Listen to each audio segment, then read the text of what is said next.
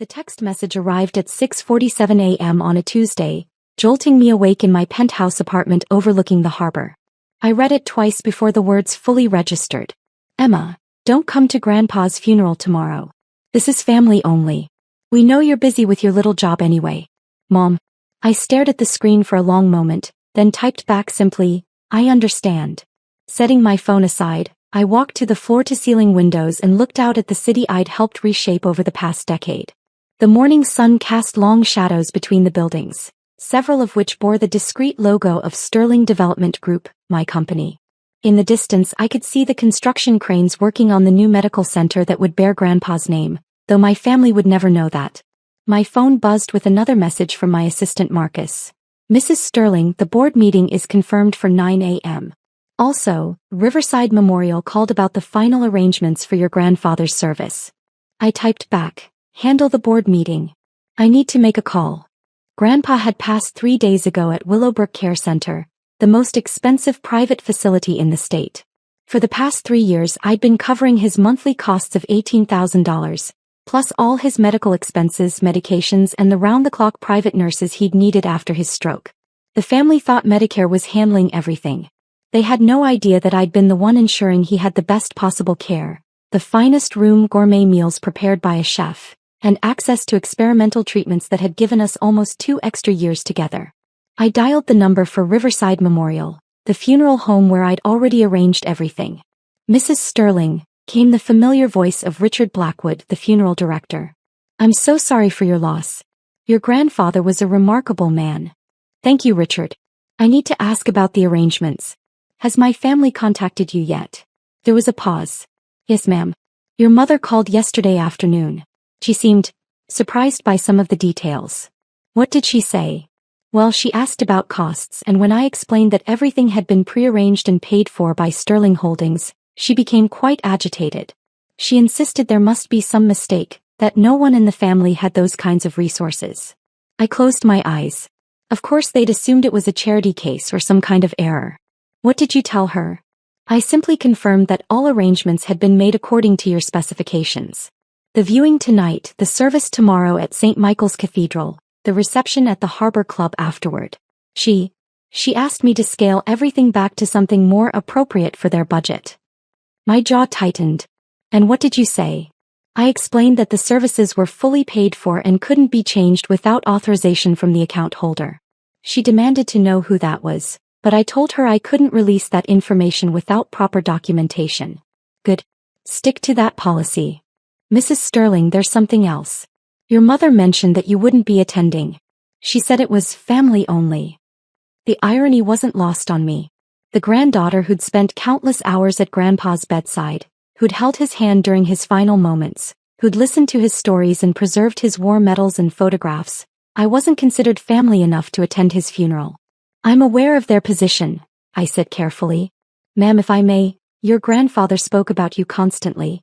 About how proud he was of what you'd accomplished, how you were the only one who really understood him. I think he'd want you there. My throat tightened. Grandpa had been the only family member who'd never questioned my choices, never tried to change me, never made me feel like I wasn't enough. When I told him about my business success, he'd simply smiled and said, I always knew you had steel in your spine, kiddo. Richard, I want you to do me a favor.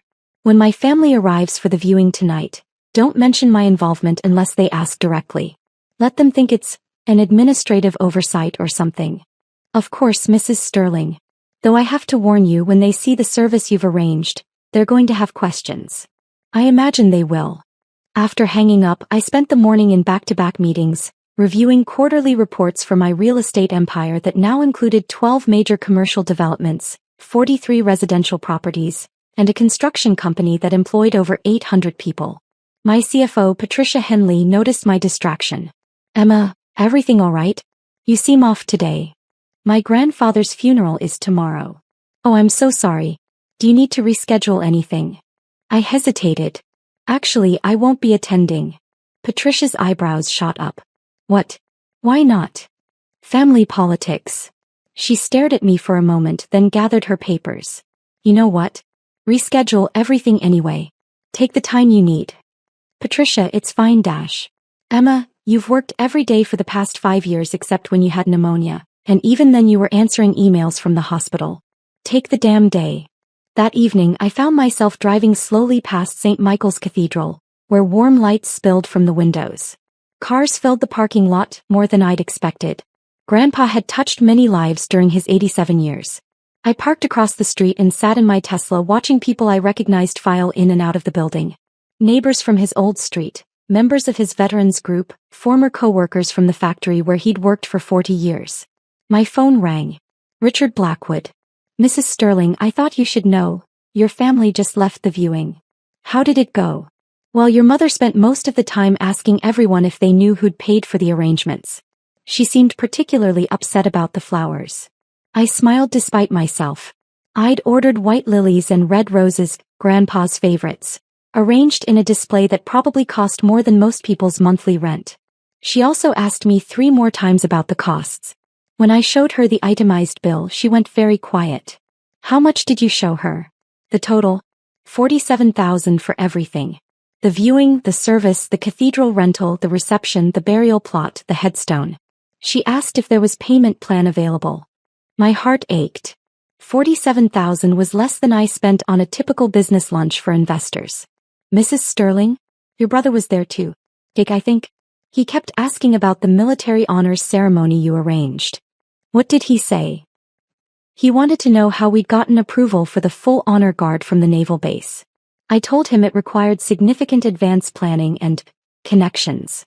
Grandpa had served on a destroyer in the Pacific during World War II, but the family had never known the details of his service. I'd spent months working with military historians to piece together his record, discovering that he'd earned 2 Bronze Stars and a Purple Heart. The Navy had been honored to provide full military honors for the service. Richard, did my nephew show up? Danny, the college boy, as he was there, seemed very emotional. He kept talking about how much your grandfather meant to him. Danny was my brother Jake's son, 20 years old and struggling to pay for school. He'd been Grandpa's favorite great-grandchild, and Grandpa had been secretly worried about the boy's future. I'd been anonymously covering Danny's tuition for the past 2 years, but I'd never told Grandpa that. Mrs. Sterling, I have to ask, are you sure about not attending tomorrow? I've arranged for a section to be reserved just in case. I watched an elderly man in a Navy uniform walking slowly toward the cathedral, probably one of Grandpa's old shipmates. I'll think about it. But even as I said it, I knew I wouldn't go. My family had made their position clear.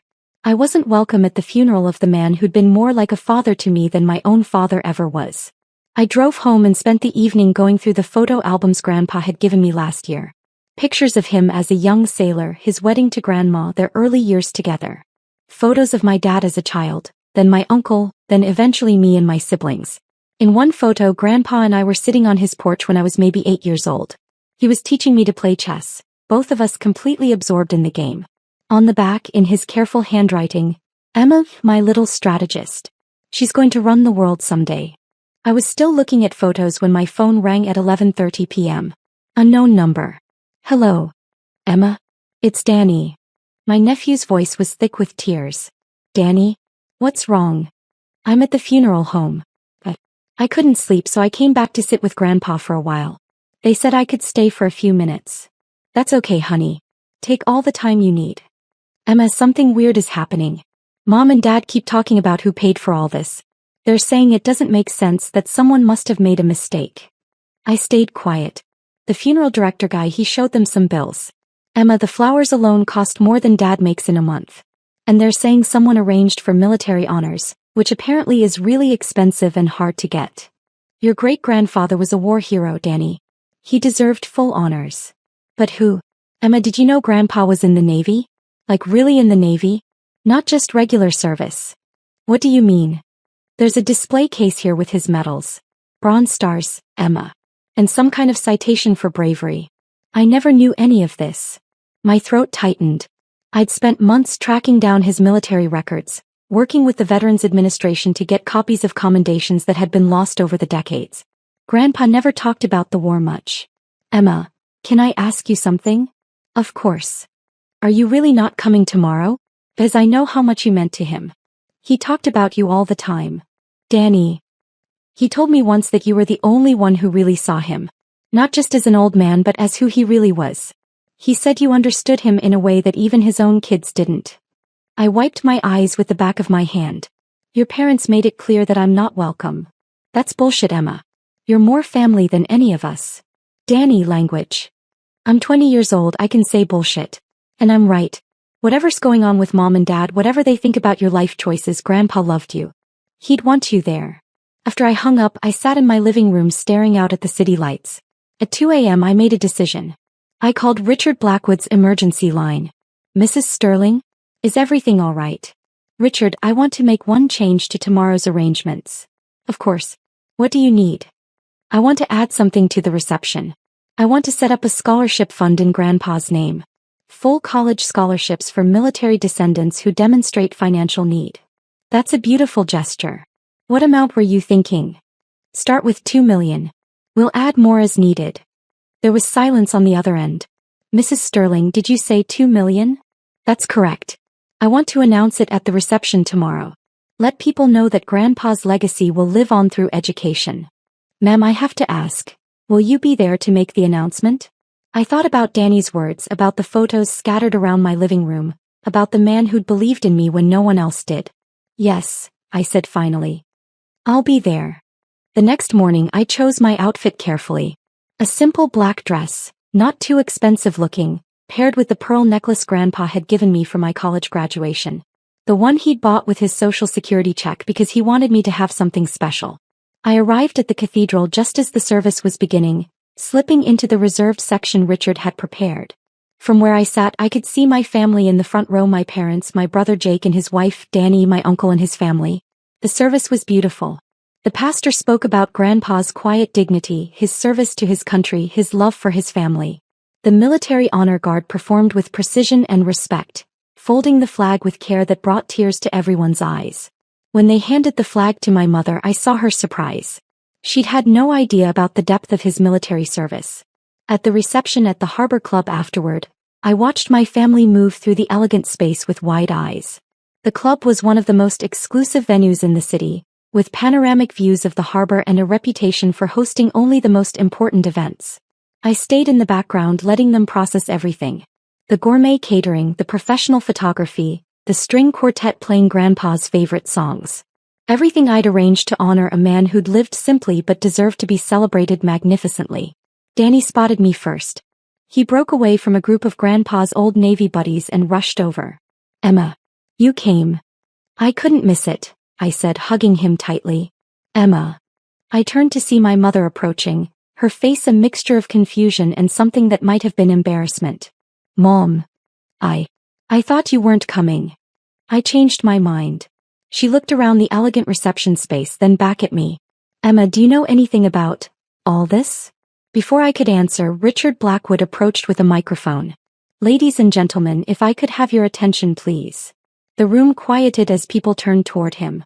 We're gathered here today not just to mourn the loss of James Mitchell, but to celebrate a life well lived. A man who served his country with honor, raised his family with love and touched countless lives with his quiet wisdom. He paused, looking directly at me. James often spoke about legacy, not the material things we leave behind but the impact we have on others. In that spirit, his granddaughter Emma would like to share something special. My family's heads snapped toward me in unison. My mother's face went pale. I took the microphone with steady hands. My grandfather taught me that true wealth isn't measured in dollars, but in the lives we touch and the love we share. He also taught me that when you're blessed with resources, you have a responsibility to use them well. I looked out at the room full of people who'd loved him. That's why I'm announcing the establishment of the James Mitchell Memorial Scholarship Fund. Starting immediately, this fund will provide full college scholarships to descendants of military veterans who demonstrate financial need. Murmurs of appreciation rippled through the crowd. The initial endowment is $2 million, with additional funding to be added annually to ensure this program continues in perpetuity. The room erupted in applause. I saw Danny's eyes fill with tears, saw several of Grandpa's old Navy friends nodding with approval. My mother was staring at me like she'd never seen me before. When the applause died down, I continued. My grandfather believed that everyone deserves a chance to build something meaningful with their lives. This scholarship will ensure that financial barriers don't prevent young people from pursuing their dreams. I handed the microphone back to Richard and made my way through the crowd accepting condolences and congratulations. But I kept my eye on my family who had gathered in a tight cluster near the windows. Finally, my father approached me. Emma, we need to talk. Of course. He led me to a quiet corner of the room. $2 million, Emma? Yes. Where did that money come from? I looked at him steadily. From me. From you. Emma, you work in, what is it, marketing? I work in real estate development. Real estate. He paused, processing. Emma, exactly what do you do in real estate? I develop it. My mother joined us, her face still shocked. Emma, this reception. The flowers, the military honors, everything. Do you know how much all this costs? About $47,000. And you know this because? Because I paid for it. The words hung in the air between us. My brother Jake appeared at my mother's shoulder. You paid for it? Emma, what are you talking about? I arranged and paid for all of Grandpa's funeral arrangements. The viewing, the service, the reception, the burial plot, the military honors. Everything. My family exchanged glances. Emma, my mother said slowly, how could you possibly afford all this? Before I could answer, Danny appeared with his phone in his hand. Mom? Dad? You might want to see this. He showed them his phone screen. I could see it was a Google search result. I just looked up Emma Sterling Real Estate Development, and, wow. My mother took the phone, her eyes scanning the screen. Her face went white. Emma Sterling, CEO of Sterling Development Group, she read aloud. Net worth estimated at, Emma, this says $4.2 billion. The silence that followed was deafening. My father's voice was barely a whisper. 4.2 billion? That's just an estimate, I said. Forbes tends to be conservative. Jake grabbed the phone from my mother. Emma, this article says you own half the commercial real estate in the downtown district. It says Sterling Development Group is responsible for the Harbor View Towers, the Innovation District, the new medical complex. Among other projects. My mother sank into a nearby chair. The medical complex. The one they're building near Grandpa's old house. The James Mitchell Medical Center. I confirmed. It'll be finished next spring. My father was staring at me like I was a stranger. You named a medical center after your grandfather? He always talked about how the neighborhood needed better healthcare access. The center will provide free and low-cost services to veterans and seniors. Danny was still reading from his phone. Emma, there's an article here from last year about charitable giving. It says you donated over $30 million to various causes. It was a good year. My mother's voice was shaky. Emma, the past 3 years, when Grandpa was at Willowbrook, we thought Medicare was covering everything. Medicare doesn't cover Willowbrook, I said gently. Then how? I covered it. All of it. The monthly fees, the medical expenses, the private nurses, the experimental treatments. The silence stretched uncomfortably. Emma, my father said finally, why didn't you tell us? When you told me my little marketing job wasn't a real career. When you suggested I find a husband to take care of me. When you said I should be more like Jake because he has a stable job. The words landed like physical blows. We never meant. My mother started. Mom, you literally told me yesterday that I wasn't family enough to attend Grandpa's funeral. That's not what we meant. Then what did you mean? My family exchanged helpless glances. Danny broke the tension. Aunt Emma, can I ask you something? Of course. My tuition bills. For the past 2 years there's been this anonymous scholarship covering everything. Dad said it was need-based aid, but the financial aid office always seemed confused about it. I smiled at him. Grandpa was worried about your college costs. He wanted to help but didn't have the resources.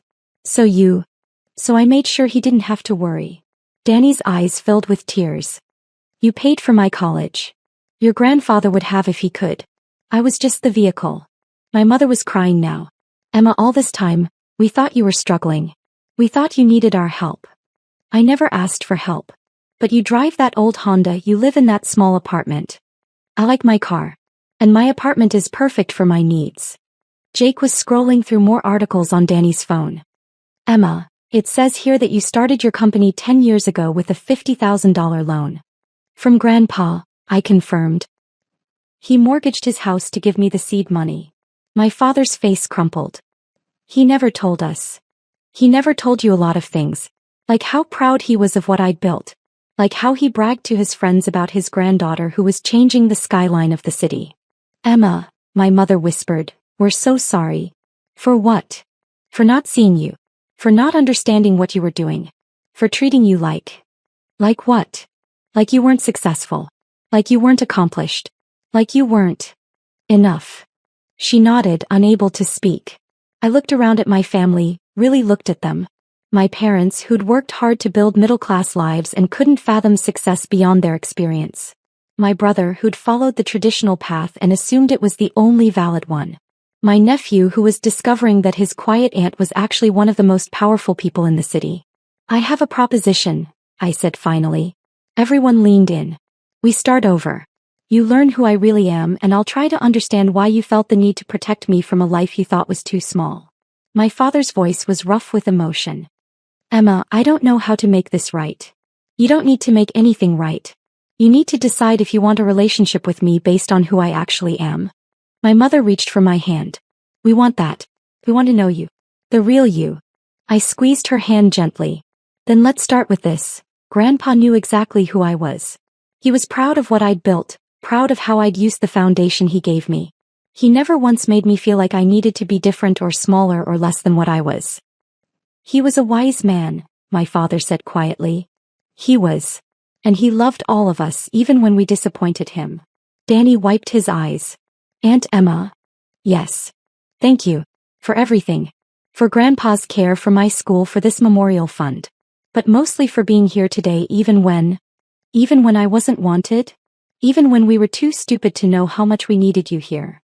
I smiled through my own tears. That's what family does, Danny. We show up for each other even when it's hard. As the reception began to wind down, I found myself standing with Richard Blackwood near the windows overlooking the harbor. It was a beautiful service, Mrs. Sterling. Your grandfather would have been proud. I hope so. And the scholarship fund announcement. That was perfect. Very fitting. I watched my family across the room huddled together in deep conversation. Processing, I imagined the reality of who I really was. Richard, I want to add something to Grandpa's headstone. Of course. What would you like?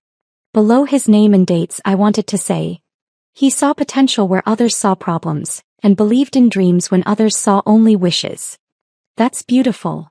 It's what he did for me. What he did for everyone he loved. As I prepared to leave, my family approached as a group. Emma, my mother said, would you consider having dinner with us this week? All of us together. I'd like that. And, my father added hesitantly, maybe you could tell us about your work? Really tell us this time. I'd love to. Danny grinned. Can I bring my computer science textbooks? I have about 1,000,000 questions about development algorithms. Absolutely. As I walked toward the exit, I felt a hand on my arm. My brother Jake. Emma, wait. I turned. I owe you an apology. A real one. Not just for today but for years of not seeing you, not understanding what you were doing, not respecting your choices. Jake. No, let me finish. You've been quietly taking care of all of us, Grandpa, Danny, probably others we don't even know about, while we were treating you like the family failure. That's not just wrong, it's shameful. I squeezed his arm. We all do the best we can with what we understand at the time. You're more generous than I deserve. You're my brother. Generosity doesn't need to be deserved. As I drove home in my reliable Honda, I thought about the conversation ahead with my family.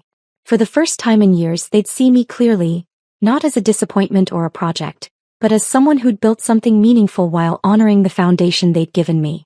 Grandpa had always said that the best legacy wasn't what you left behind, but what you built forward.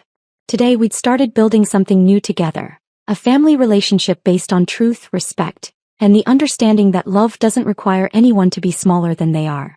And that, I thought as I pulled into my parking space, was exactly the kind of legacy Grandpa would have wanted. The funeral had ended, but our family was just beginning.